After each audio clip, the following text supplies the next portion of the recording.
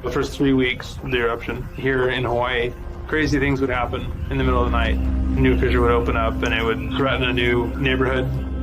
Thousands of people were evacuated from their homes. I started the Hawaii Tracker Facebook group to help people understand what's going on and get their questions answered. Hey, how's it going? We're live. This is Fissure 20. We had hundreds of people all throughout the neighborhoods sending in videos, articles, and images. We spend a lot of time making sure the accurate information gets out. This is live. There's still lava moving. They weren't just sharing a story, they were helping their neighbor. If a family was being evacuated, the group would just jump in and help out. It was huge. They were watching out for each other. Hello everybody, thank you for coming. Thank you for the support from everybody. As we go through this, we're growing closer together as a community. When tragedies like this strike, you really realize how much you need each other.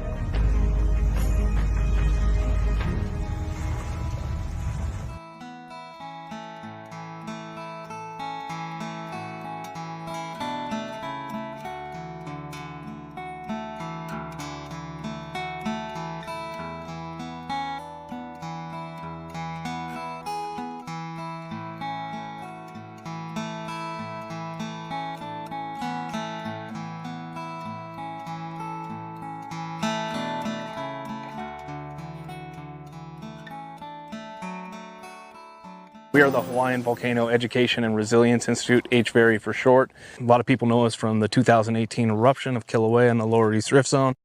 Working under Hawaii Tracker on the Facebook group. Since then, we've been trying to carry on and take the lessons, the hard lessons that were learned during that eruption and try and prepare for the next major disaster that comes to our island. Yeah, and so we do that through two different programs. One is volcano education, and the other part is digital resilience, which we address through online groups on social media. So the way the two programs work together is that the social media networks end up being a distribution pathway for all the information. And having that network in place means we can provide more than just volcano education, but any other preparedness information as well. What we were working for really came about in the Mauna Loa eruption in 2022. Within hours of that eruption starting, we had the mayor, Mitch Roth, we had USGS HVO Ken Hahn on the stream trying to help flush out a little bit of the ongoing because it's so new. It's completely different from our previous major eruption, which was 2018.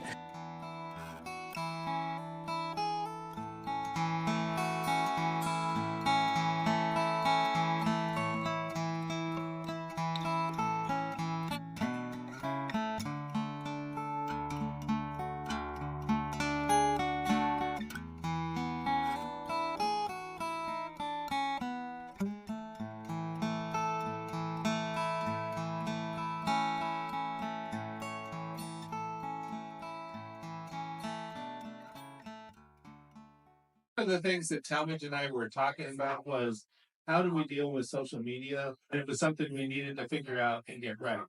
Our job is to get information to the public and make sure that the public get it as well as possible and as correctly as possible.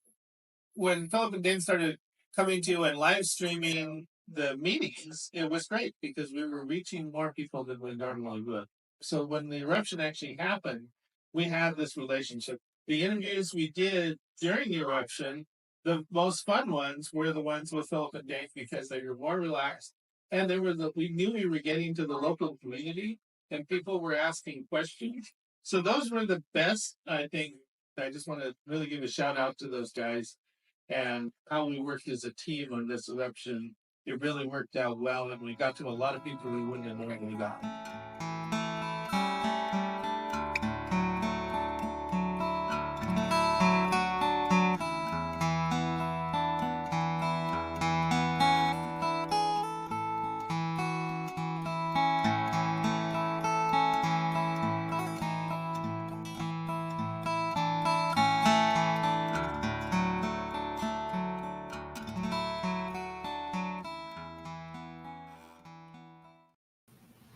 Aloha, everyone. Welcome. I am Dane DuPont, joined by Lou Attori here. Welcome, Lou, and welcome, everybody. We have a presentation of the Hawaiian Volcano Update. We're going to be going through some of the new changes on Kilauea. And we're on, as you might have noticed, we're not joined by Philip Ong tonight live. However, He will be joining us with an update that he recorded just a little bit earlier. He had some prior commitments, is unable to make it tonight, but he still has an update for you, and it's a full in-depth update, and then we'll talk about some other stuff. How you doing, Lou? I'm doing good. Hey, can we officially call it what, virtual Phil? Virtual Phil. It's not AI Phil. It's not AI Phil. No. Okay. Doing good. Hey, is it dog days of summer for us around here? You know, we're both running fans and trying to stay a little cooler. No rain. Yeah, that's definitely been a thing. It's been hot here, and we have a little bit of a special going into the second half. Tease it a little bit here. We're going to be going through the end sequence of the 2018 eruption, going back and reviewing a drones on video, and as well as adding a little bit of extra onto it, which includes some more information about Puʻuʻōʻō and our previous special that we did on Puʻuʻōʻō, mostly new details about the park and trying to show how these different elements are going to work together, because we still have those 3 big projects down there. So that'll be coming up a little bit later. But first, we have the update segment with Phil. Got anything else to add, Lou, before we go? No, you guys. No. Sit on back and enjoy. All right. Let's go ahead and get ready for that. Aloha, everyone.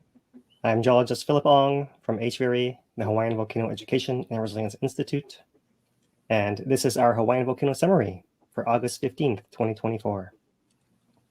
Another week on Kilauea has brought more filling of its summit and east rift, although ground information has now spread further in nav registers and stations around Puʻuʻōʻō.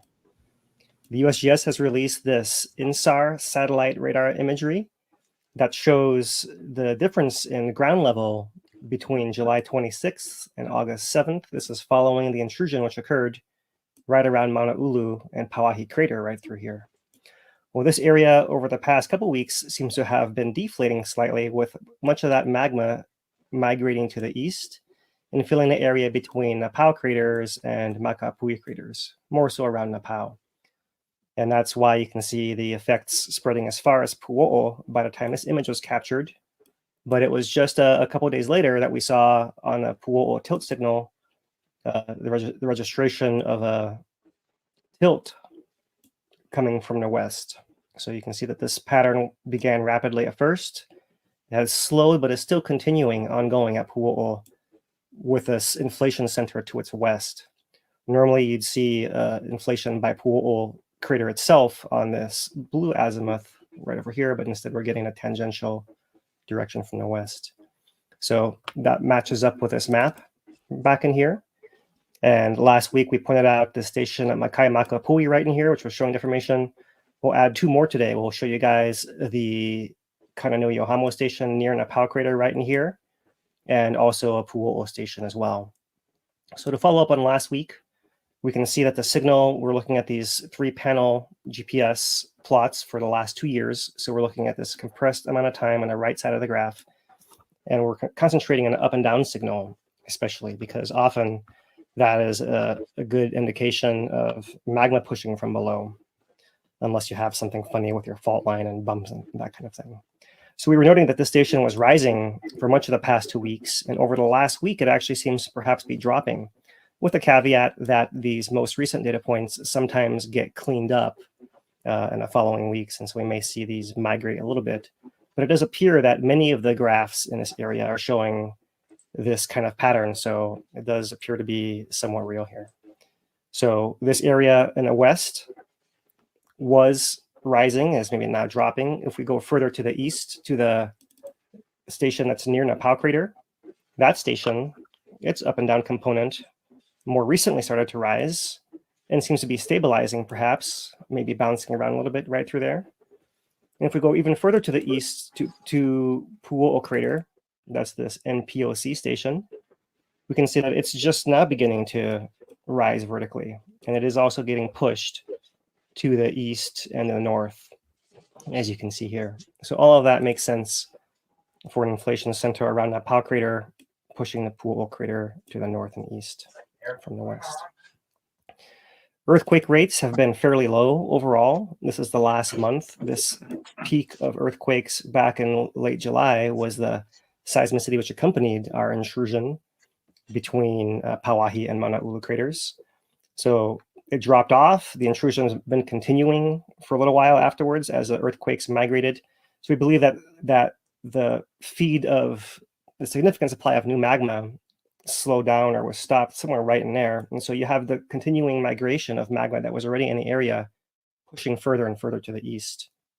And so presently we see that earthquakes are up a little bit in the last couple of days. But if we pull up the map, I can show you that this is concentrated in an area between Puhimau and Devil's Throat, an upper east rift right through here. Over the last week, there are still earthquakes ongoing in this middle east rift section right through here, corresponding to these shallow areas where the magma is migrating and redistributing itself all through here.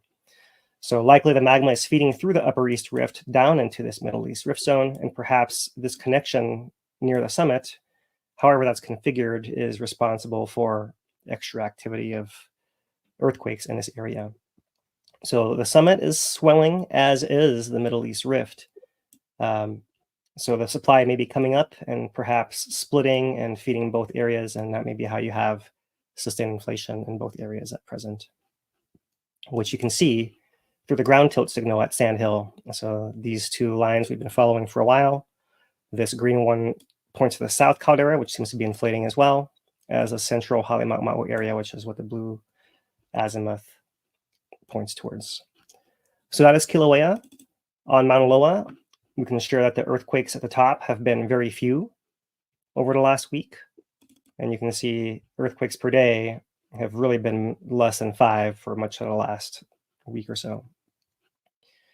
We can look at the summit tilt on Mauna Loa and see some variations like there and a little bit here, which may correspond perhaps to adjustments on Kilauea, which neighbors it to the south. And so those volcanoes push on each other and can affect each other's signals from time to time.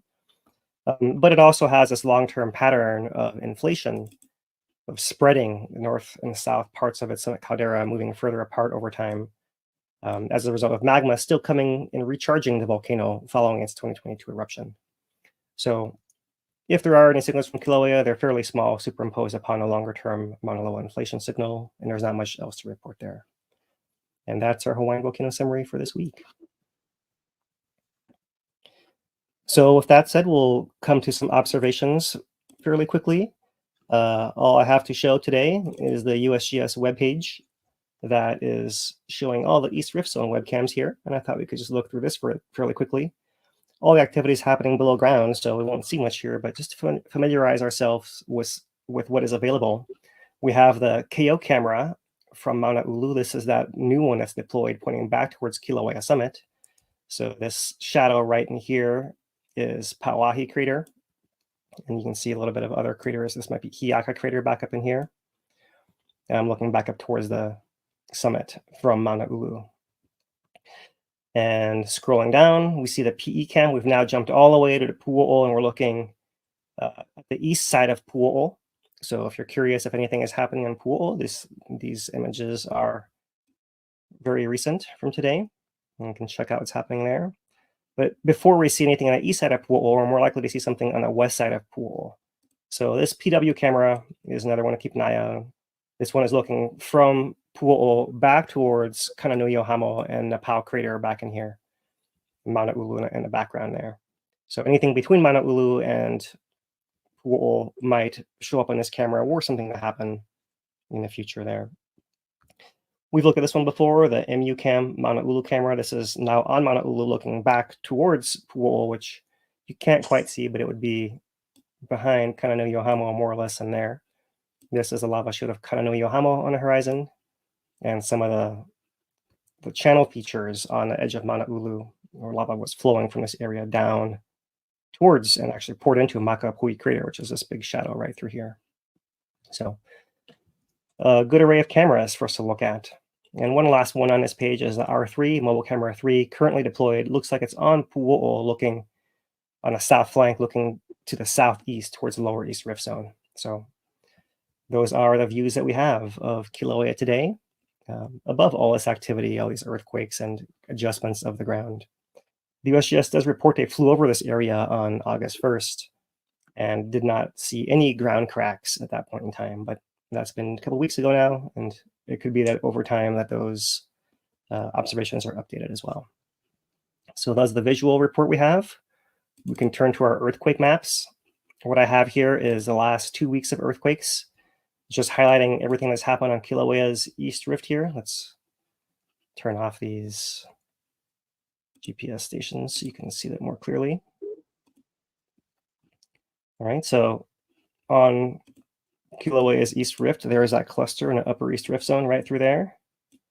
Oh, those GPS stations really went up here, don't they? No, I won't fight it.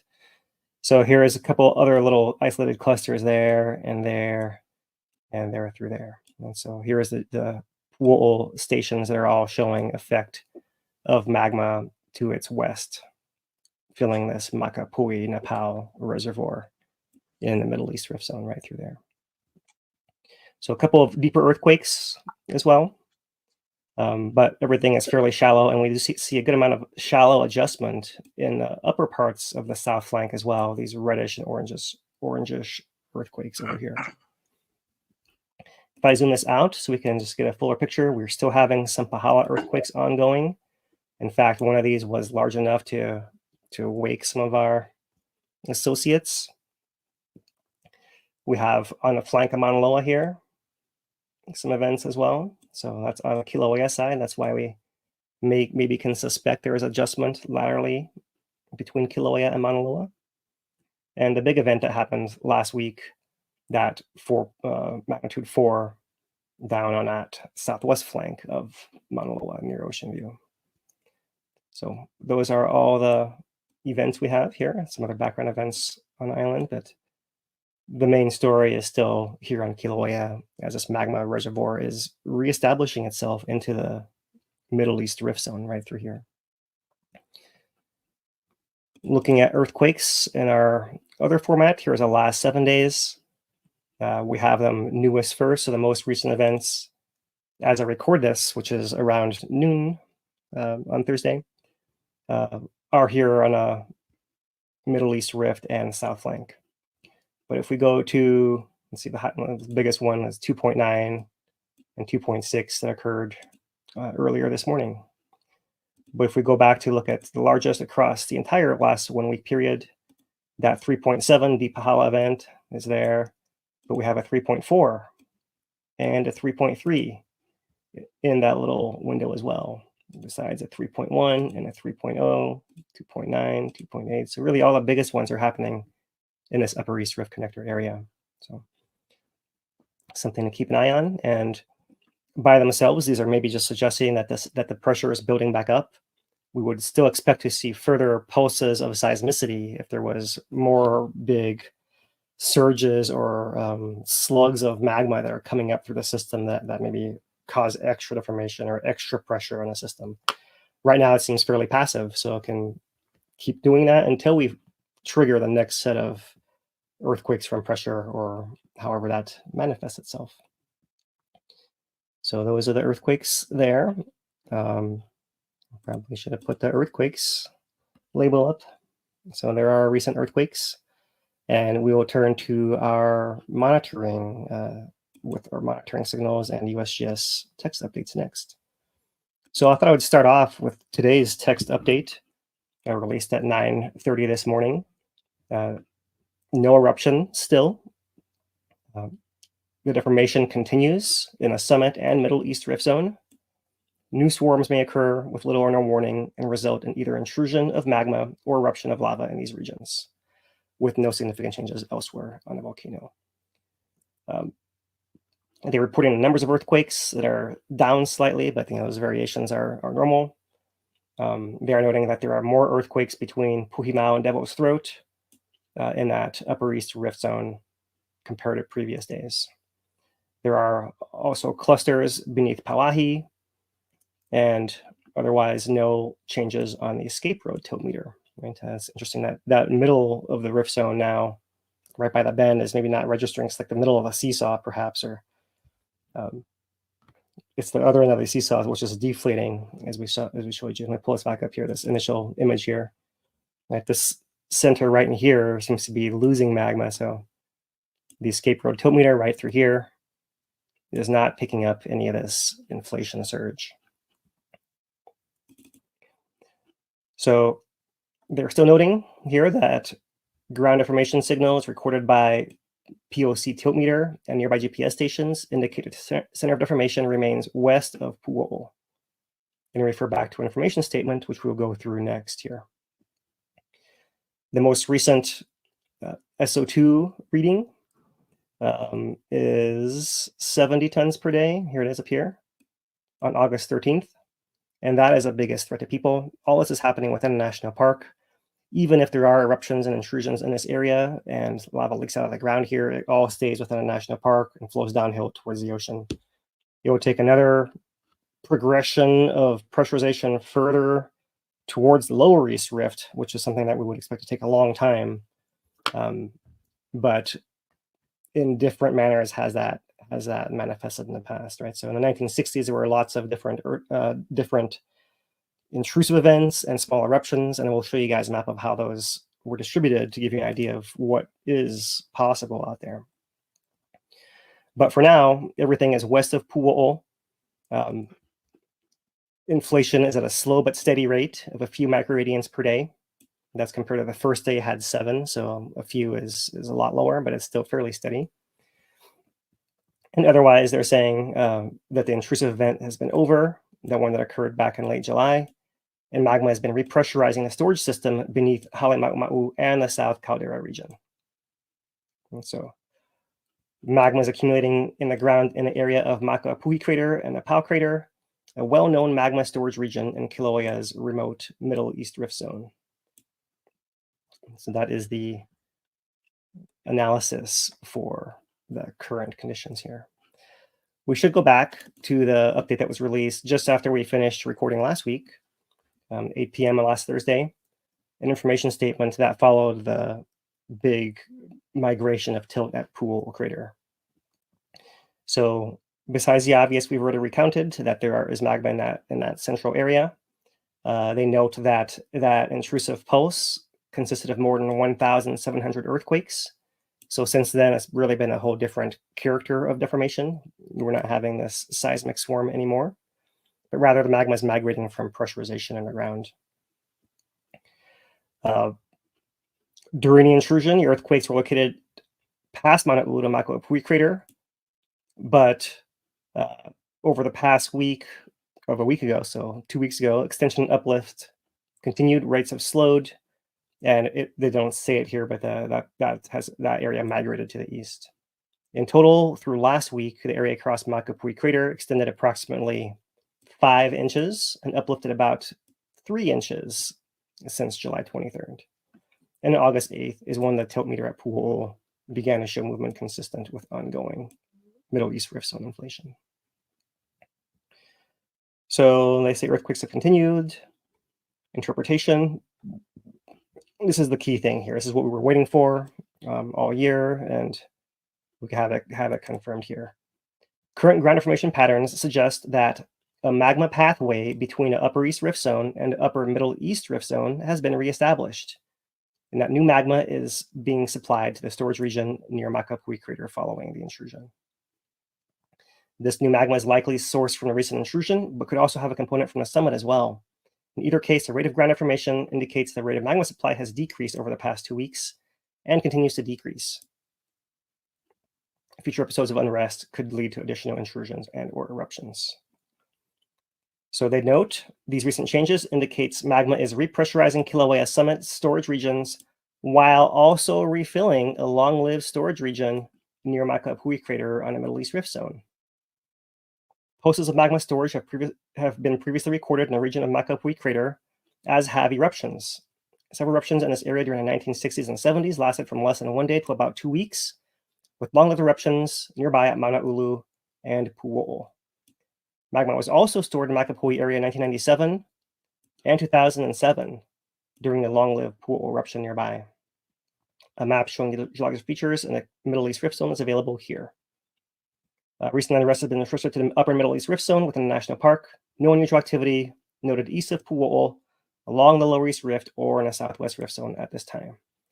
So, okay, we'll come to this prognosis here in a minute, but while we're talking about this reference map, let's show you guys what they're talking about here. That's this, here it is, USGS reference map, Mauna Ulu flows in purple, but you have here May 73, November 79, November to December 73. December 65 is under here, August 68, February 69, October 68, March 65. Those are the ones from the 60s. And on this side, you have got Puʻuʻōʻō as well with this big blob, right? So this is showing the area where the magma is currently stored through here. So these are the most likely locations. But to give you guys a little bit further context, we'll go to Google Earth here. And what I have to share is these are all the Kilauea lava flows since 1790. So the last 234 years or so. So there's some stuff missing, of course. But just to point out where eruptions have happened, we've pointed out in the past how there's this really notable gap in the Upper East Rift Zone connector right through here. You usually have eruptions near the bend by Pauahi or Hiaka craters or Mauna Ulu through here, all with this direction of the Kauea grain and East Rift Zone grain. Or you have that same kind of orientation up here in the South Caldera where you have eruptions as well. Right, that's the path of magma eruptions. We've talked about the Southwest Rift and its path through here. We'll leave that aside for now. So all through here, that's the Middle East Rift. Here's Mauna Ulu, that big scar, and this is Puʻuʻōʻō, this big scar. And then going further, here is the 2014 lava from Puʻuʻōʻō that went out of the crack towards Pahoa right through there. That's really still the Middle East Rift Zone, just a really unique flow that got a long way and then naturally stalled. This is a 55 eruption in Lower East Rift all through here. So 1840 all through there, and 1790 as well. So that's the Lower East Rift, is this area all through here, right? So in this current map, there's a little bit of a gap. If you were to go back maybe another 100 years, perhaps, maybe a little more, who knows? There's another one of these pads of lava from Heiheahulu that goes through here, similar to Mauna Ulu or Puʻuʻōʻō, right? So it's not quite as clear a gap right here, but just to show you guys how these things distributed, there has been a gap. And with the difference being the ones in this area are the ones that can have these long-lasting, long-lived eruptions, right? 35 years at Puʻuʻōʻō, 5 years at Mauna Ulu, and I think unknown at Heiheahulu. So let's zoom into the Middle East Rift here.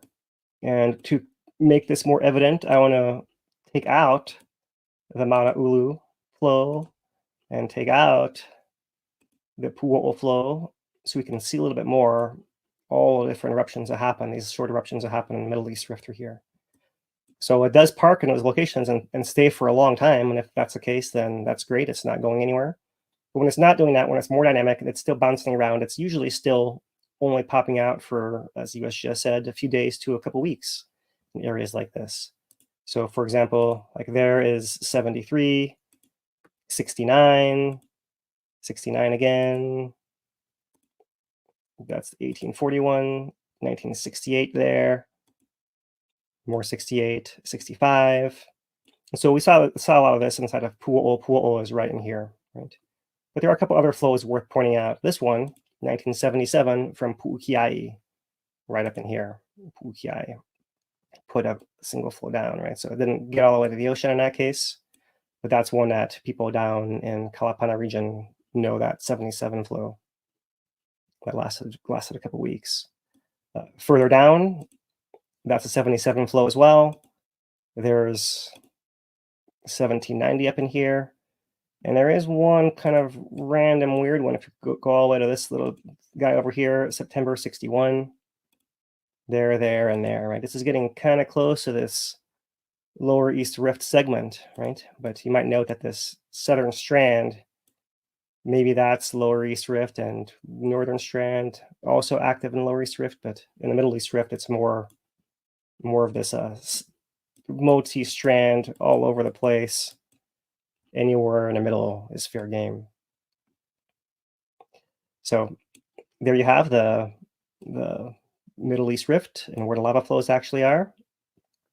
And so it's possible that you can have this bouncing back and forth. Magma could possibly leak out as far downhill of Puʻuʻōʻō like Puʻuʻōʻō or this 1961 event, but more likely, most of them are up here in this area, all through here. So we can go into more detail on this in future episodes and dive into some of this sequence back and forth, right? So the difference between what happened in 61 and now is that that was following the 1960 Kapoho eruption and that whole pattern of recovery that followed it, which is different from what we see here in the recent years. So, all right, that was just a little bit extra on the flows that are out there. But to come back to the prognosis, what we can expect, the possible scenarios are no eruption. Accumulation continues to slow or stop with no eruption. We have upper to Middle East rift zone intrusion or eruption. New pulses of magma come in and lead to an intrusion or eruption in either of those areas. In that scenario, we expect to see increased rates of earthquakes, along with ground formation and somewhat deflation before lava reaches the surface. It's also possible that magma now pressurizes into this area, pressure backs back into the summit, and the weakest zone still is the summit, and the summits would actually erupt. So that's the third possibility here, summit eruption. Increased rates of seismicity and deformation in the summit region would be expected before that happened. Or finally, eastward magma migration. Here's where it could go east of Puʻuʻōʻō. New pulses of magma could continue to accumulate beneath the surface and migrate east towards and possibly beyond Puʻuʻōʻō. In this scenario, we'd expect to see earthquake locations and ground deformation patterns to start to occur further east than they are now. This scenario is less likely than above scenarios based on current activity. So that's basically it. They note flying on August 1st, no new cracks or thermal areas. They are coordinating with National Park and the county agencies like Civil Defense. So that's the USGS text update there. We can go through some of the monitoring signals. So on tilt, we can see that there has been inflation at the summit over the last week, with earthquake rates increasing just in the last day or so in the upper East Rift area, in a shallow zone right through here. There's a map as we showed earlier. We'll move it on from there. Over the last month at Wikahuna, there is the deflation that accompanied the migration of magma to feed the intrusion. And since then, it's been all inflation with small little deflation inflation episodes on Kilauea. For the sand hill, we noted both the components are going upwards, similar, right? So this blue component similar to that one there. And we'll move on past the earthquakes. And the earthquakes in more proper context, they are up over the last day, but not nearly as much as they were a couple weeks ago and more than a couple weeks ago. In the grand scheme of things, we're fairly low earthquakes per week. And we're at the start of the month, so we're not quite going to compare to what happened in July here quite yet. At the summit in GPS, we're seeing north and south parts of the caldera moving further apart. So that's showing magma accumulating in the Halemau'u area to cause that migration that's spreading north and south. And at Puʻuʻōʻō, we're now seeing this wild swing of data, right? So we do know now that the deformation patterns are reaching Puʻuʻōʻō.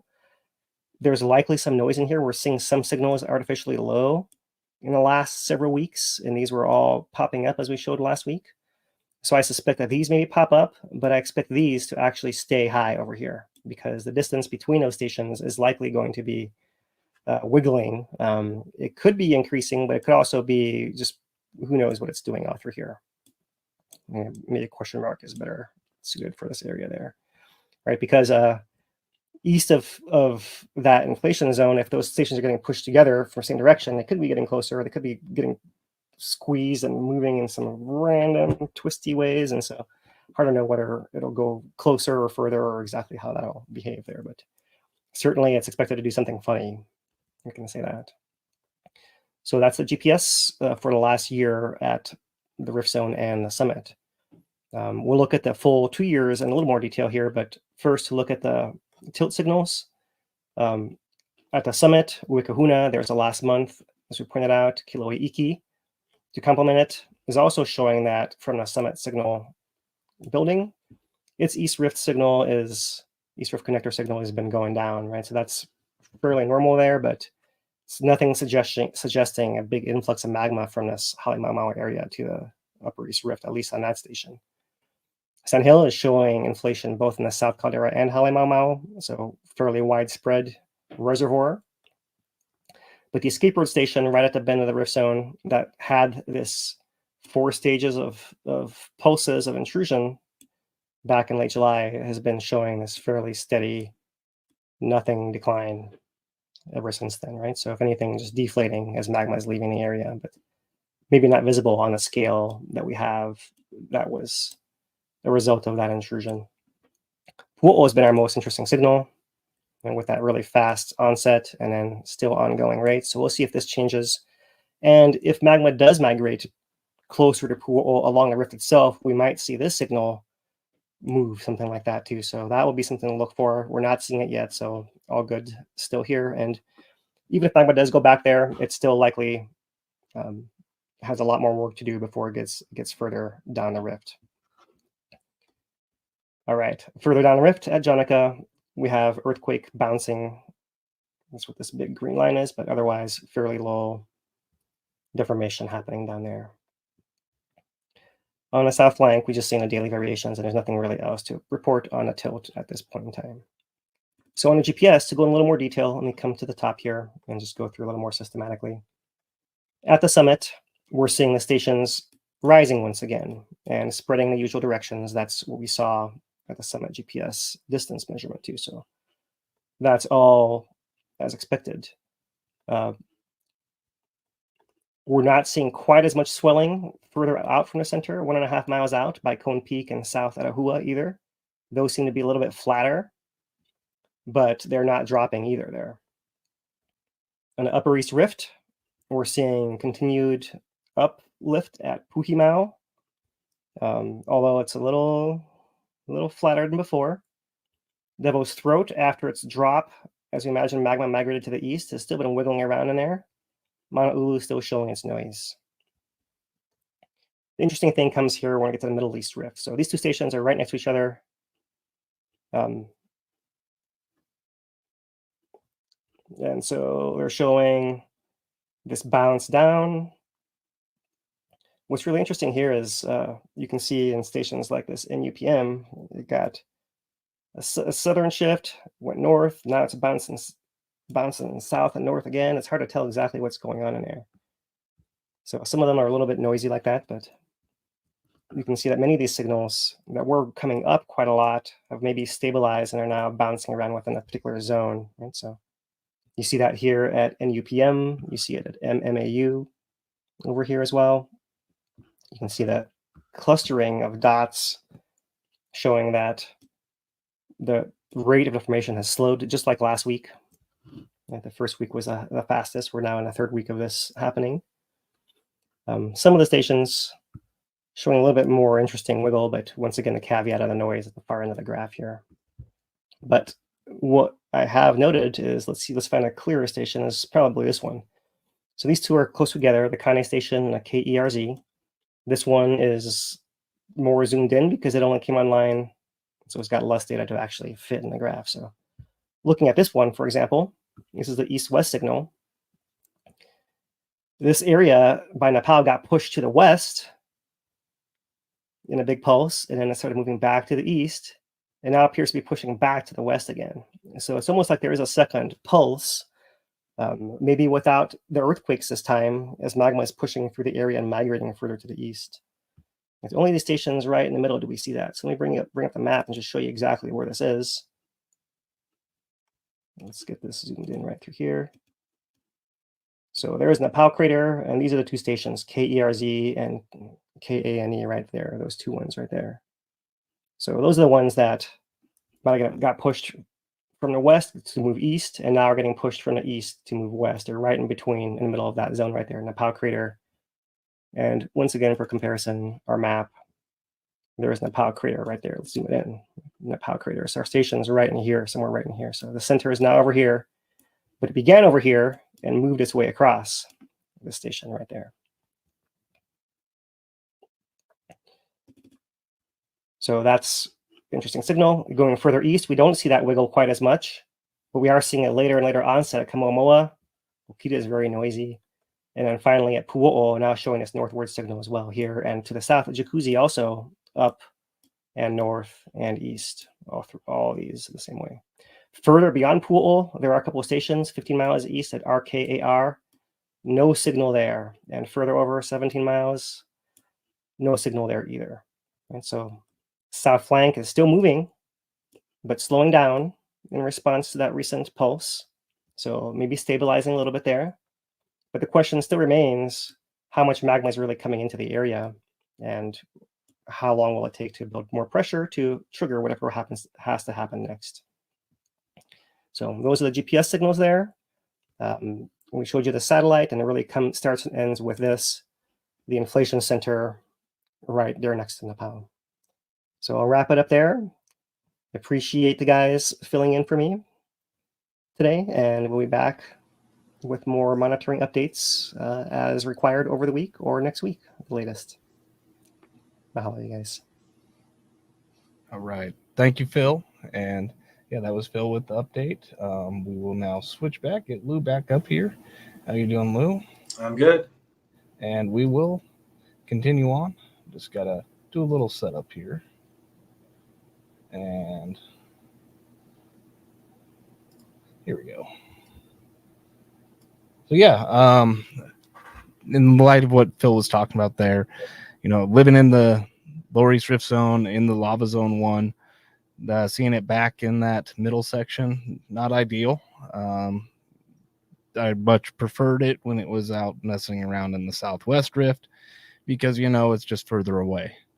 But now we knew this step was eventually going to happen, and it comes as no surprise that it's really happening. But it's not, you know, it's not back in the Lower East Rift Zone. It's still got a whole bunch of points to hit before we cross that bridge, right? This is just the beginning of you know, a sequence that could take years, decades, could take a while. So we know that it's now started to made the bend in between Mauna in between Puʻuʻōʻō. So now we just wait to see what it does and what the sequence entails. So yeah, I did want to talk a little bit about the air quality, and in light of just going over what we can expect and what's out there. So here we have the state of Hawaii's air quality data. Monitors SO2 right here. We can see green across the board. Very low measurements of SO2, but it also does particulate matter, 2.5. Also green, but we can see the little bit of something happened maybe in Captain Cook area. We can also pull up the history of the station over today at least, and we can expand it in the full readout if we want to.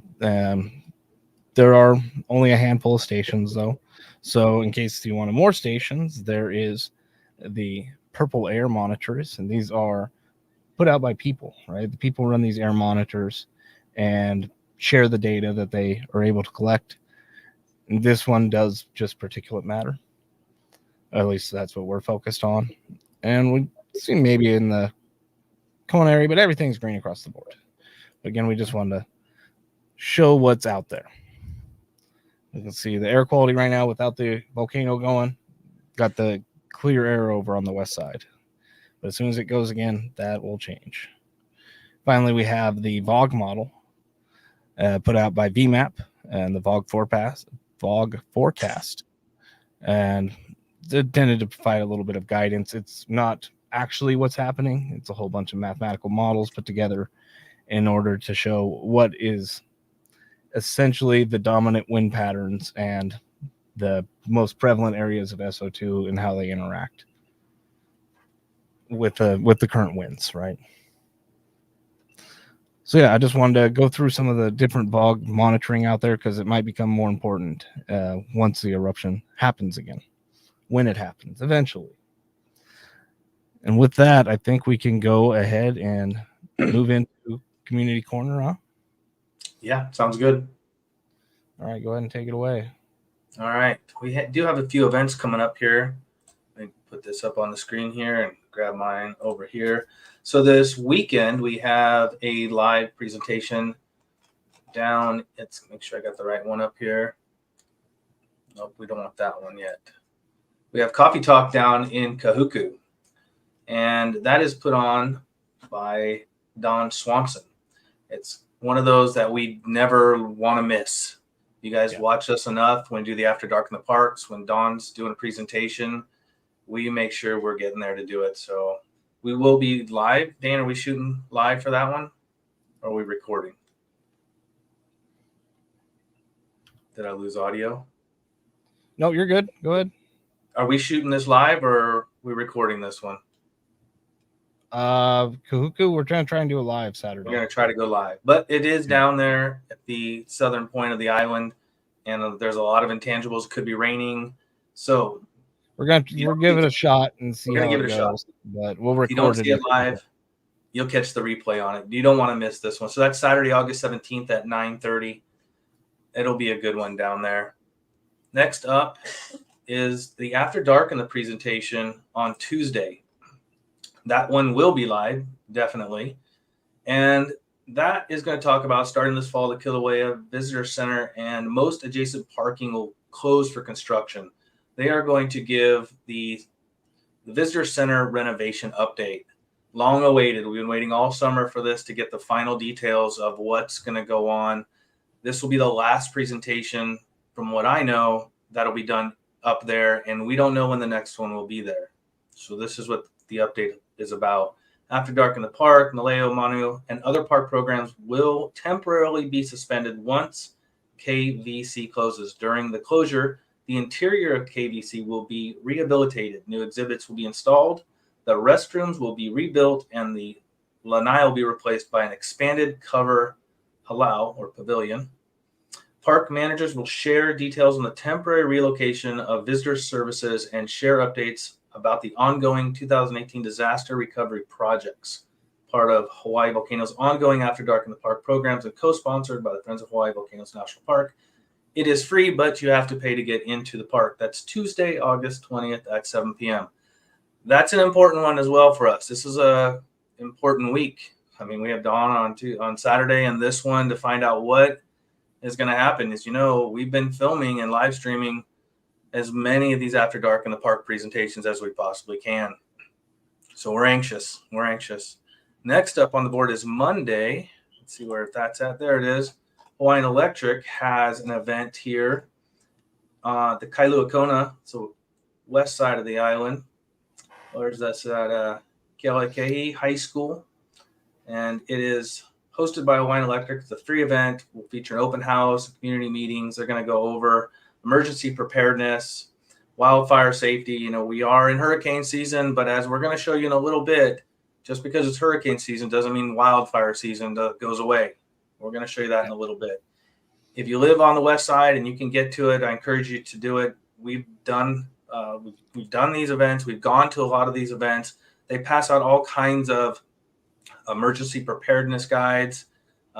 You can talk with the leaders there, the officials that are there. You can ask them questions, find out if your home is in a good place and what's coming up. So I encourage you guys, if you are over there, go to these events. They really do make a difference. So that is our community corner, what's happening around the block, so to speak. And let's roll into some thank yous, shall we? Yeah, let's go ahead and do that. One more. There we go. All right. So, yeah, I wanted to start out by thanking everybody that tuned in today. We rely on viewers like you, the likes, the subscriptions, the shares. All that stuff really does help. I know everybody hears it all the time. But with the YouTube game and on Facebook, it definitely helps get it out there in front of more people so more people can get more reliable information and less clickbait. And that's really what we're trying to go for. We'd also like to thank the County of Hawaii through the Puna Strong and Kilauea Recovery Grants, as well as the Hawaii Community Foundation for helping making content like this, as well as our other programs possible, right? And being able to go full time and dedicated to this stuff like we are. So we appreciate all the support, as well as our donators. Lou, want to go ahead? And we cannot do this without all of the support that all of you individuals give to us, whether it's through super chats, sending a check in the mail, or donating, which is on our website. The best way to get us is at hveri.org/donate. We also show appreciation and appreciate them very much. All of the collaborations that we have out there, the opportunity to go out and live stream everywhere. These are the individuals that help us along.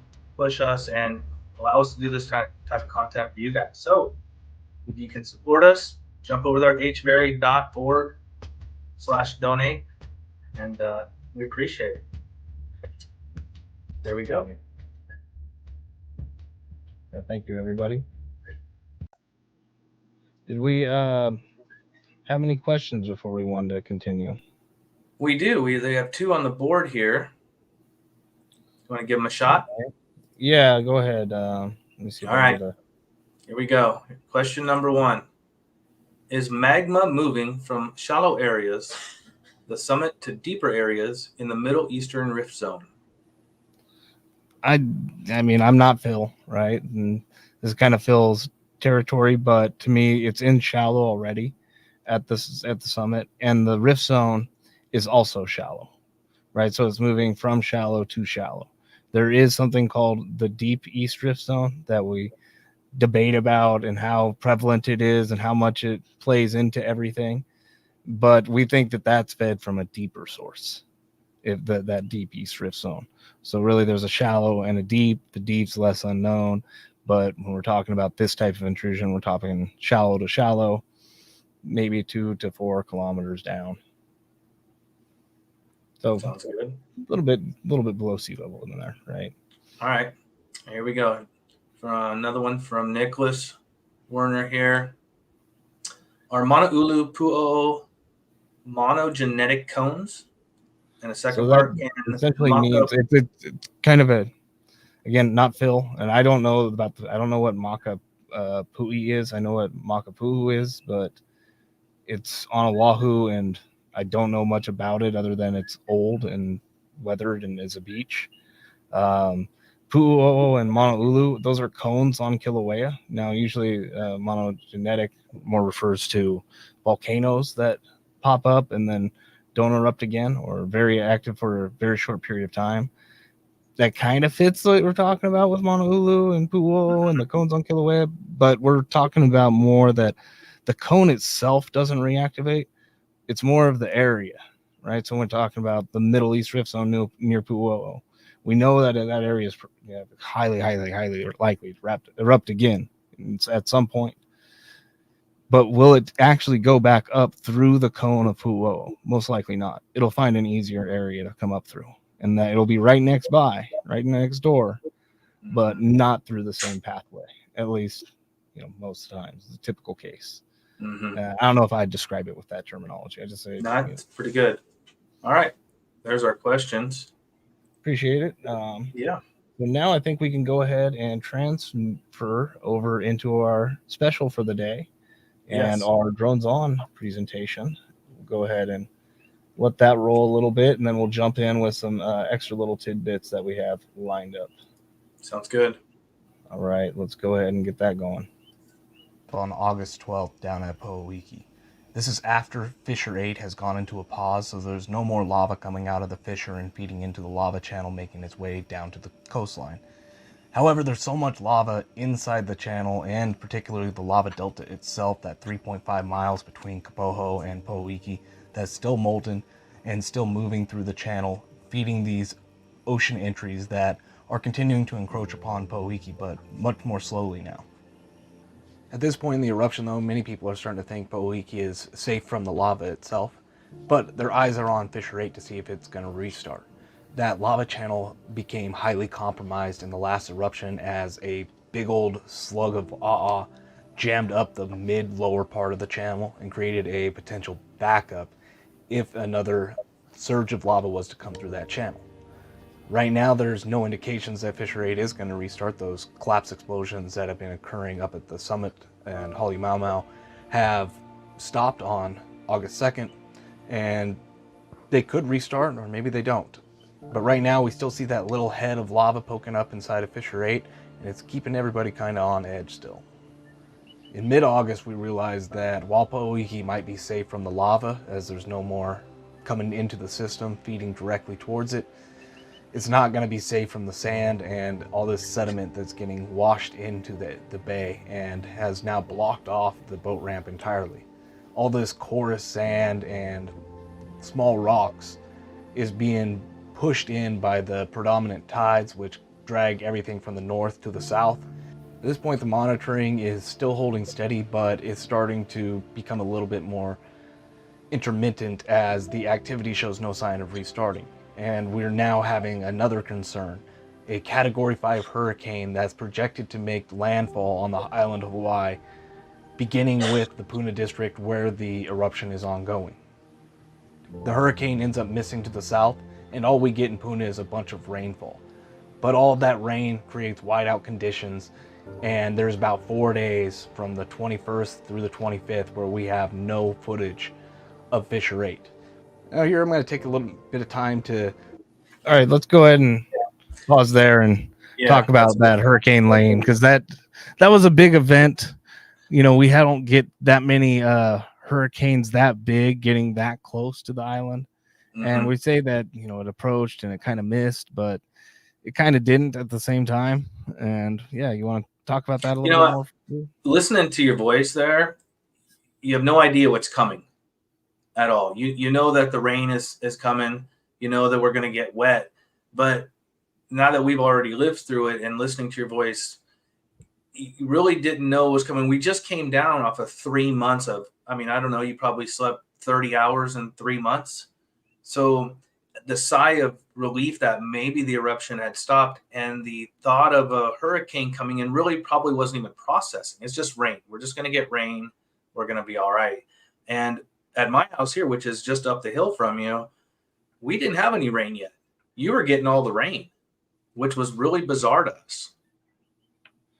Yeah, the rain in Leilani, that was a thing of unto itself. The plume from Fissure 8 created an anchored thunderstorm system or heavy rain system that would put down around a foot of rain a day around Fissure 8 inside Leilani Estates.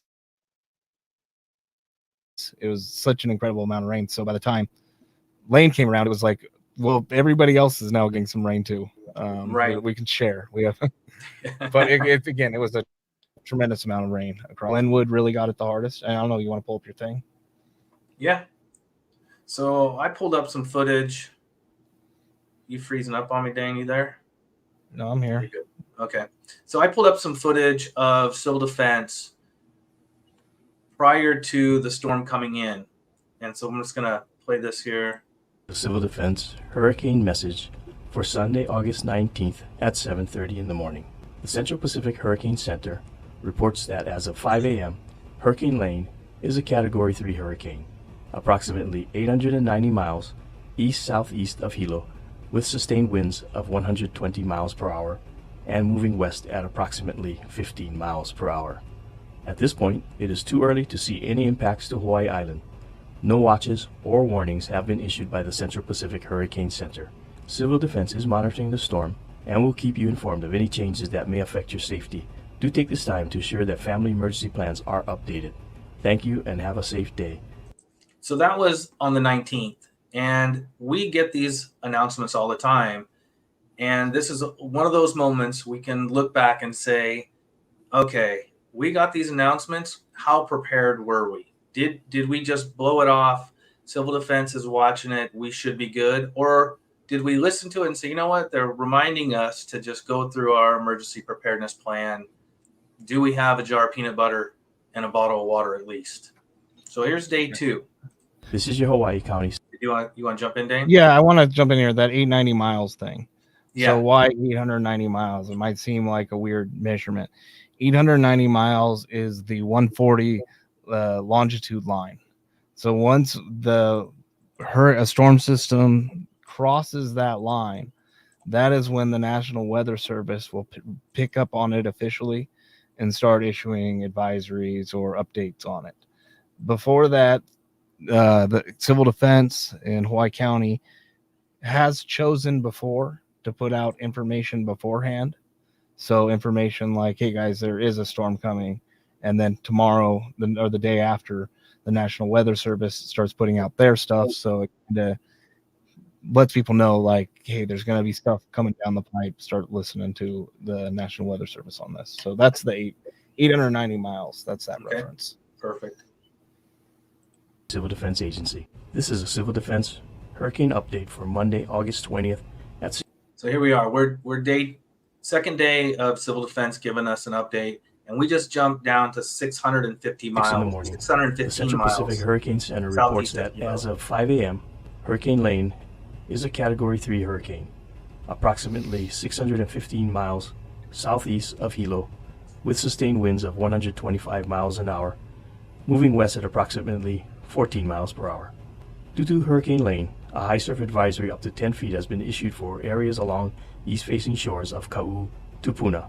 A high surf advisory means breaking wave action poses a threat to life and property. Residents along the affected shores should be alert for high and dangerous surf conditions. Boat owners should take measures to secure their vessels. For your information, all schools and roads are open at this time. Civil Defense is monitoring the storm and will keep you informed of any changes that may affect your safety. Take this time to assure that family and business emergency plans are up to date. So there you go. Two key things to pull out of that. One, starts talking about if you are a boat owner, start preparing your boat because there's a storm coming. Two, he's letting you know, again, prepare. Things are changing. He's giving a coastline. If you're ever looking for what to listen to on these alerts, and you listen to them like we do on a daily basis when there's a storm coming or a fire or any type of emergency situation, you got to listen to see what's different from the last message to really see if it's moving in your direction. And without a doubt, always, like he says every single time, are you prepared? So you still have time. We're still 2 days out from a storm coming in at this point. There's no reason to hurry and rush and mad dash the grocery store, but it's a good time to start making sure your water's filled up. This is a Civil Defense Hurricane Update for Tuesday, August 21st at 6 in the morning. The National Weather Service has issued a hurricane watch for Hawaii County. A hurricane watch is issued when hurricane conditions of damaging winds, damaging surf, and flooding rains are possible within 48 hours. Right there. He just told you 48 hours.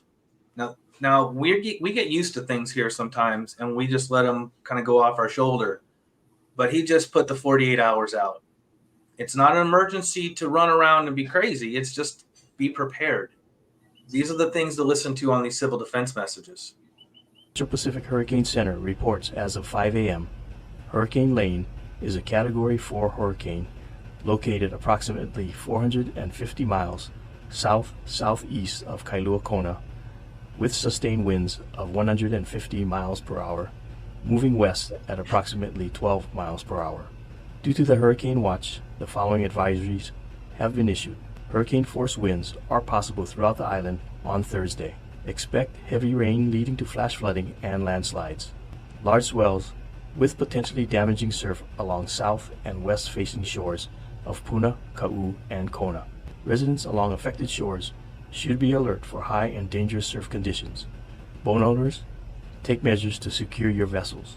The following closures are in effect. Whittington and Punalu'u beach parks remain closed. All pavilion and camping permits for these parks have been canceled. South Point Road from the Kamaoa Road Junction to South Point is closed to all through traffic, open to local residents only. The Department of Education reports that all schools are open. Civil Defense is monitoring Hurricane Lane and will keep you informed of any changes that may affect your safety. Take this time to assure that family and business emergency plans are up to date. Thank you and have a safe day. Look at this. So he pretty much lays it out. We're going to get a storm coming in, right, Dane? Yep. And here we are at the Wailuku River. Wailuku River. Right. Yep. So And it starts when it just started. Yep. Video of floodwater pouring off a mountain. Some locations on the Big Island are reporting more than 40 inches of rain already, and more is on the way. This is already the most rain Hawaii has received from a tropical cyclone since 2000. Look at this neighborhood, completely submerged. And the rains, my goodness, 3.5 feet of rain in just over 60 hours. This morning, Tropical Storm Lane wreaking havoc in Hawaii. The storm's torrential rain dumping over 40 inches of water on the Big Island in the last 3 days. The rain's runoff sending rivers surging, overflowing onto roads and swamping entire communities. Wow, tripping out. Never seen it like this before. On Maui, hurricane. So that's the water side of it. And everybody thinks that all we got was the 48 inches in 24, 48 hours, whatever the official number was on that. It was a lot of water. But the other islands were going through it as well as us. We have some fire stuff here, but this was what also was going on just to the north of us on Maui. Lane's furious winds fueling another unexpected foe, fire. Several fires breaking out on that island, forcing residents to flee there. The island's mountainous terrain keeping the rain at bay in some areas, but fueling the strong winds in others. This is like a huge fire. Authorities saying those high winds taking down power lines, sparking and then spreading brush fires. 3 fires consuming over 23 acres as crews battle to bring them under control. Hurricane Lane is bearing down this morning, already slamming the island with those powerful winds and torrential rains. More than 2. That guy was actually rescued. They didn't show it in there, but there was a report afterwards that he was picked up. 2 feet already in some parts in extreme flash flooding. Never seen it like this before. And take a look at this turbulent, murky brown stream in Hilo. 3 inches of rain falling in an hour, over 2 feet of water already pounding the Big Island. The storm intense, shutting down roads. Watch as this roaring river rushes over a bridge. Over 60-mile-per-hour winds. That was Rainbow Falls right there. This is what I don't understand. That water's rushing. It can change at any time. I would not be around any of that area. Yeah, I was thinking that too. Those bridges, I'm like, I don't like to stand on those with that type of river. No. People's homes just a little while ago, a couple weeks ago, I saw a South American mayor. She's a young woman giving a report on the storm, standing by a bridge, and in the background, the bridge gets taken out by the raging water. It can happen. And it's not like bridges are built last week or last year. Some of these bridges are old. Yeah, the flood damage, definitely a thing. You got damage to the carpets. You got damage to the walls. You got all the water getting into the electricals. The house is a total loss at that point. It's a major thing to do those renovations. Got to rip them all out. Major deal. Major. So yeah, we can see the. Yeah, go ahead and let's finish this. Yeah, that's it. Go for it. Oh, do you have any slides you wanted to pull? I do. So this was a post I picked up that Dane had done. Find it on my board here. There we go. This is from 8/21/2018. So I'm gonna just skip down and go into the fire. New fire is broken out on the west side of the Big Island today near Kaiminani Drive. Most recent estimates that are that the fire has burnt 80 to 100 acres as of this afternoon. The fire can best be described as a wind-driven brush fire. Hawaii Community College Palamanu campus was evacuated around 3 p.m. and night classes are canceled tonight. Fire started along the side of Kaiminani Drive, Makai of Ani Keo Hoke'olele. Thanks, you got Dane. this. The cause of the fire has not yet been officially stated. Initial reports from witnesses are that the fire was started from a discarded cigarette. Fire crews are working with bulldozers and helicopters to establish fire breaks to contain the fire. Do you want to elaborate on that? Yeah, I think that was wrong. I think that one was a bulldozer that was trying to do something up on the hill and caught fire. If I remember that one correctly. But you know, in the early days, you're just like trying to figure out what happened, and then you find out what happened. And you're like, oh. Yeah, so big fire up on on Mauna Loa, just above Kilauea, out on the National Park Service. So that means you have the National Park firefighting being responsible primarily for the incident. and you can see the maps that they were putting out, which is actually pretty impressive. Yeah, have those maps and that detail with that speed that they were coming out of. I wish that was true for all the other agencies that are players with fires, right? But here we have it, and they're updating through the National Park website. And we're going into back to water. Oh, back to the water. Okay. Mm-hmm. You want to wrap up on the fire? Yeah, I think that's good on the fire. As for the fire, that one burnt for a couple weeks and destroyed a whole bunch of native vegetation. But one of the encouraging things was an ecologist went out there not long afterwards and shared a bunch of photos with the tracker community about green regrowth in the area and, you know, it trying to come back to life. So encouraging, but all, you know, it's never good to see one of those giant fires start taking off. And I mean, the last thing about the fire is that Maui whole situation. How eerie does that sound when you, after Lahaina, to hear about how a storm system misses and then the west side of Maui turns into a tinderbox because of the winds. Yep. And fires start, you know, really rough to, you know. And that's what the community meeting on the west side will be a little bit about, talking about the public safety power shutoff program.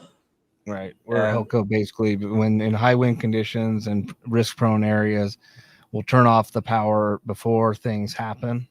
Right. Right. So that the lines are de-energized and there is no fire potential caused by them. And you might think that's a little bit overreaching, but after Lahaina and the amount of lawsuits that are placed upon them, it's understandable why they're taking this kind of step. So we'll go through back to the Wailuku River.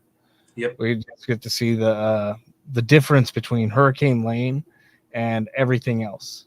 Now, when you look at that top photo on February 2023, that was Lane. That's Rainbow Falls in pretty flooded conditions, right? You wouldn't want to be anywhere out there, anywhere near that river at this point in time when it looks like that. And then you come down January 2020 and see like, oh, wow, that's really going. And we can see that its peak height there is 21.4 feet compared to 13.7 in the first one. So significantly more. And then we jump up to the Hurricane Lake peak height, which was 13.75. What was the I need to see if we have the flood levels for that river. We got the flood stage at that level on the Wailuku River, determined by USGS. These are USGS graphs that we're looking at. Is 18 feet, and with severe flooding being at 24.4. So going back to it. Oh, I see it. Let me jump back there. My graphs. No, my graphs, the three of them that we were just on. There you go. There you go. So 18 feet is flooding. So those bottom two are flooding conditions. And Hurricane Lane is just up close to the severe flooding stage at its peak. You can see that peak, though, it was pretty brief, right? It's already flooded. The ground's already saturated. The river's already full. And then a huge burst of rain comes down and takes it up to that next level. But then that if it doesn't sustain that, doesn't continue on that large amount of output, it falls back down pretty quickly. So you see that drop off. I can't exactly make out how big it is from here. It looks like 5 feet at least. Yeah. You know, really quickly. There's also this graph we have in here. Right. So just wanted to show this is it currently. And we can see that over the past year, which is what this is showing, the highest it got peak was just over 12 feet, maybe 13 feet. And with the flooding first stage at 18, not even close. Just to give some perspective on how much water was really in that river that day, that night, over those couple days there. Yep. Got another Rainbow Falls for you. Top left is a pretty typical day around here. Yep, and then a normal storm coming through, and then hurricane lane. Absolutely, you don't even know that there's a giant waterfall there. It just You looks wouldn't like even know. No. Some shots from Bruce O'Maury. Yep. Some shots from USGS showing the comparison. So the U.S. Geological Survey's stream gauge has been in operation since 1929 with the highest recorded peak flow of 80,000 cubic feet a second in the early 1940s. Flows caused by Hurricane Lane later on August 23rd potentially exceeded that record with a provisional flow of 82,300 cubic feet a second. So debatable if it's the largest amount of volume coming down that river in recorded modern history. So huge thing, that Hurricane Lane. More shots, and then the flood damage, right? Eating away at the foundations of the house. There was so much. Our neighbors. A lot of this stuff is over on Reed's Island, near Reed's Island in Kīlauea. There's another one right here. So we talk about the floods, talk about the house damages. We had the lava, but also the highways took a beating as well. And you drive up the Hamakua coast, constant slides. Highway was just a mess. And downtown Hilo. Yep. But there's a reason that area ain't built up anymore, and it's partially due to it being now a floodplain. Yeah. That's what it should look like. And hopefully I have the picture in here. And that's what it looked like there. A little bit different. A little different. And here is Mr. Lance Page was in Kaimana Caves. And you can see the water coming through. Pretty wild. Mm-hmm. Oh, do you want to talk about your... Yeah, well, let's let the thing play, and then we'll come back to this. We're there. Are we going to let it play? Oh, we'll go back to our video here, huh? Yeah. Story about the end of the eruption and a camera that HVERI Durgan, a citizen scientist, installed at the Y of Poʻuʻōʻō Road and Highway 132. So this camera was put up to reassure the public that Fissure 8 wasn't erupting. However, at night, it started to pick up a strange glow in it, and this didn't really correspond with the fissure itself. I thought it was some kind of light pollution.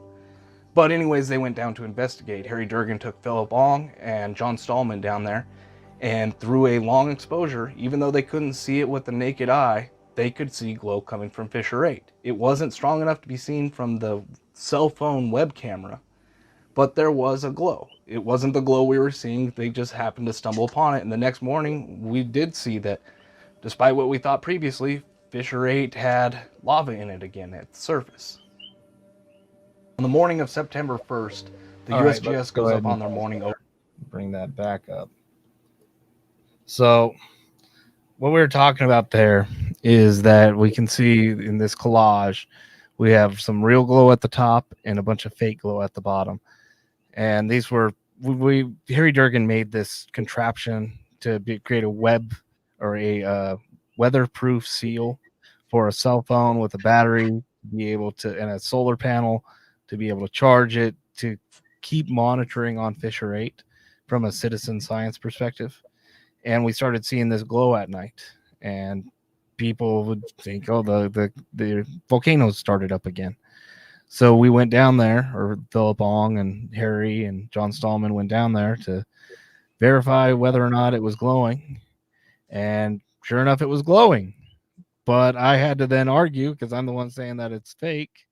I then had to be like, no, I understand. That's a weird coincidence, but that still doesn't mean it's real glow. And I showed Lou like some of the photos and that we went through, and you can see that that light source on that fake glow is in front of all of the trees. It's in the foreground. It's not the thing, but it's just what a coincidence that that's the day that it decides to pick its head back up and just pop a little red outside of the thing. That was the day we went to see just to verify that it wasn't. That was the mother of all coincidences. And I looked hard through all those photos. I was looking. It was there. I mean, you can see it's a fake glow. You can see it clear as day once you start really diving into the photos like we do. But man, how coincidental was that? Right. I'm like, it's still fake. And even during that entire sequence, when it was, poked its head back up and it was glowing at night, we only got 2 photos over a couple days that you could actually see any glow. And that's what it looks like, real glow in the top 2. Just faint little points that maybe illuminate something, but maybe don't. So that was just a cool little tidbit, kind of funny story. Yeah. And we'll get back into it.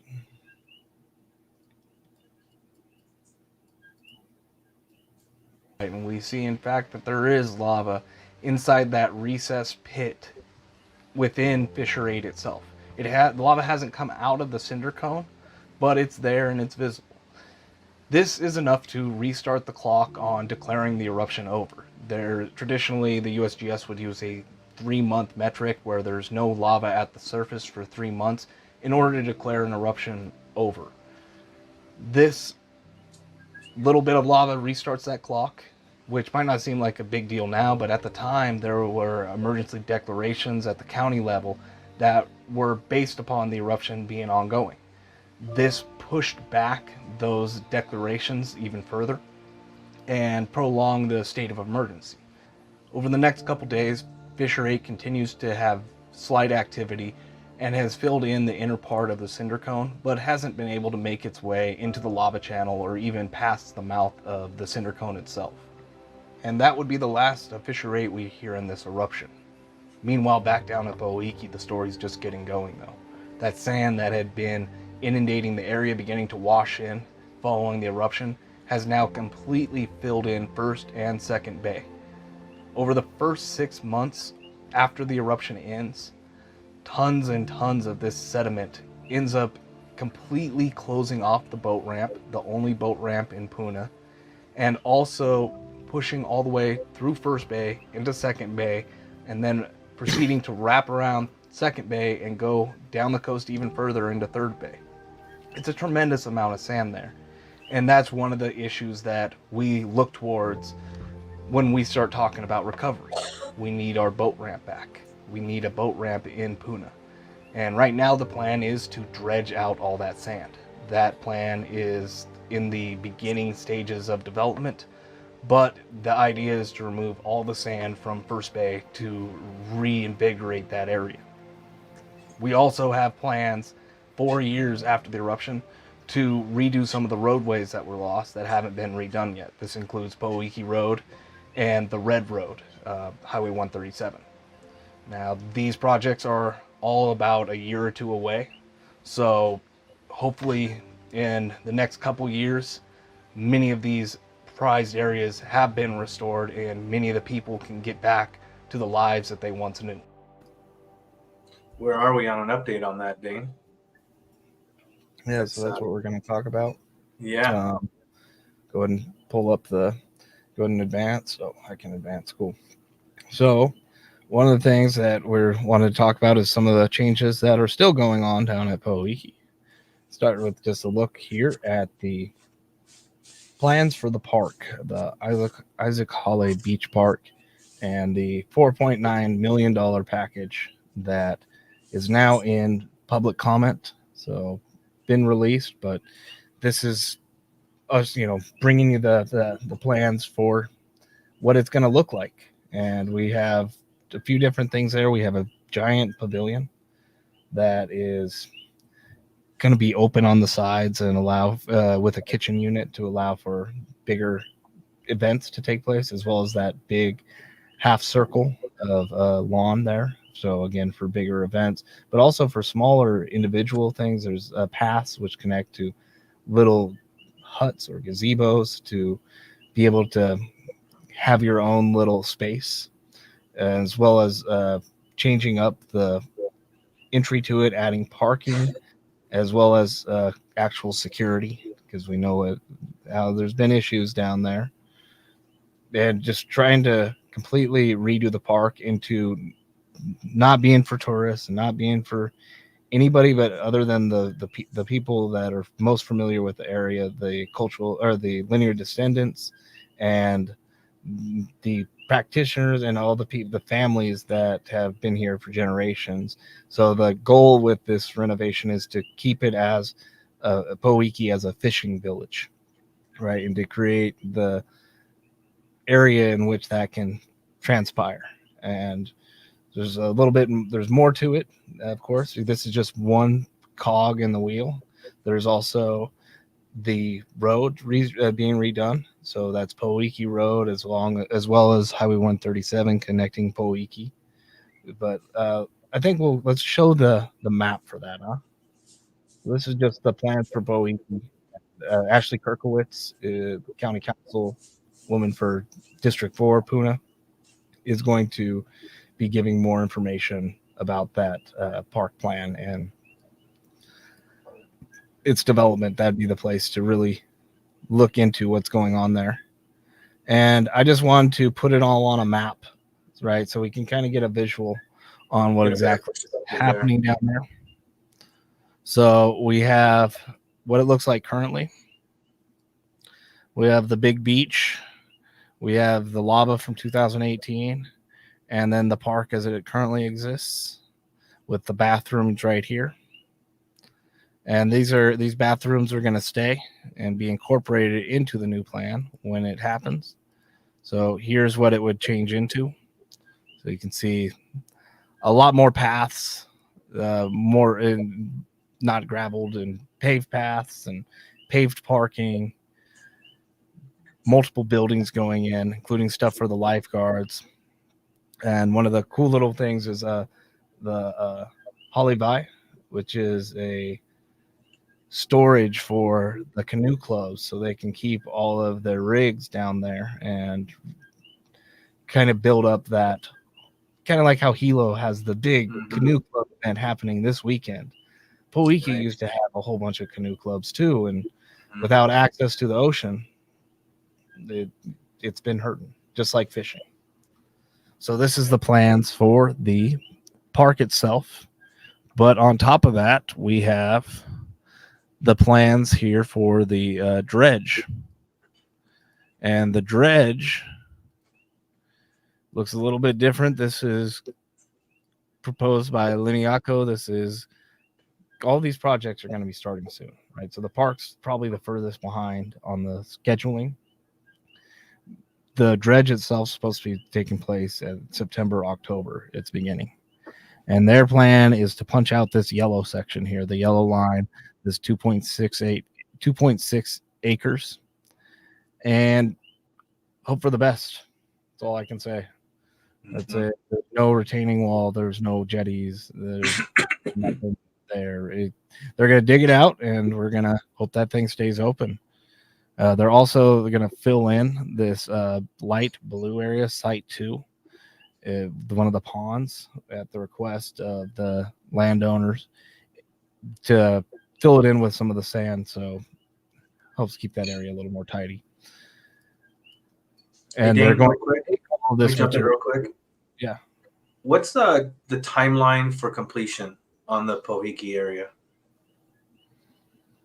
I think they were talking 6 months to a year. I mean, it's hard to know because there's so many. I don't know how you estimate it. That's I mean, if everything goes right on this thing that nobody's ever done before, and the lead engineers that drew it up said probably wouldn't work, so it's going to be interesting to say the least. And the timeline on that one, I just know when it's going to start. I do not know when it's going to end. It might be a continual thing for a little bit.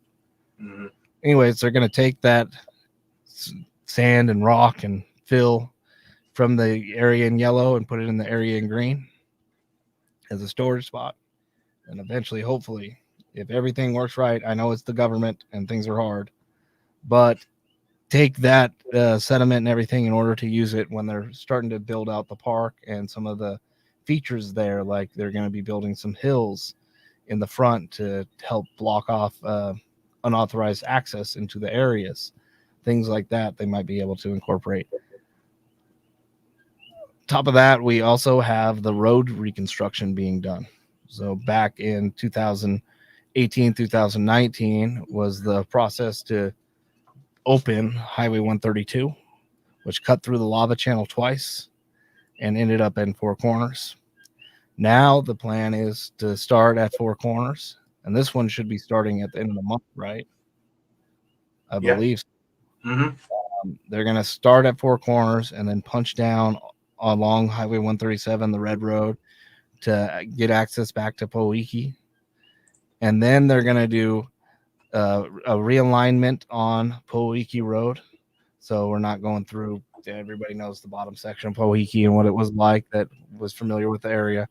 So they're going to redo that section, put it outside, I think, of the traditional road, and then punch it through the lava channel and connect it back to the Y. Followed by the redoing of the Highway 137 at McKenzie, and wrapping up with this section of 700 feet of road to connect Lighthouse Road again. And that one's going to require a plan to be developed to figure out how to handle all the iwi kupuna that are down there, all these burial sites. And there's a bunch of issues with that being just wide open. So that's what the delay is there. And yeah, that's kind of everything. The big update, there's 3 big projects, right? Rose, the boat ramp, and the park.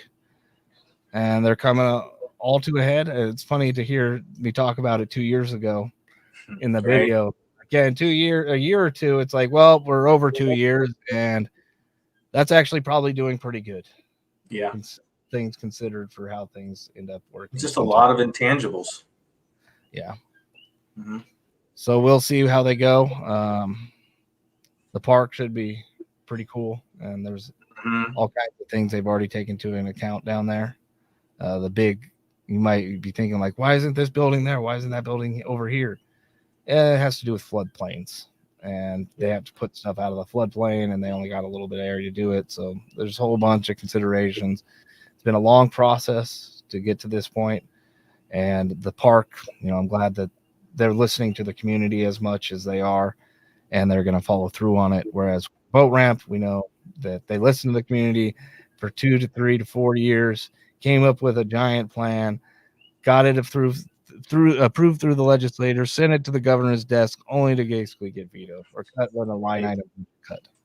Right. So then we got 5.6 million instead of 30 to 40 million. And this is the dredge attempt is going to be like when they make it happen. And yeah, I want to be down there when they do it, because it'll be very interesting. It's one of those things I don't think has been done, not in this way, not with these tides, not with these forces at play. It's very precarious, that whole thing. But it's going to happen. Yep. So I'm going to drop the link from the live stream that you and I did a few weeks back, and talking about the dates that are out there. Don't hold anybody to any certain dates, because with the hurricane comes through or something happens, everything gets pushed. But I just went ahead and dropped the link to that live stream that we did a few weeks ago, if anybody's curious. All right, cool. So yeah, that's our special for today. You can zoom out a little bit and look at some of the features from 2018 and all the lava.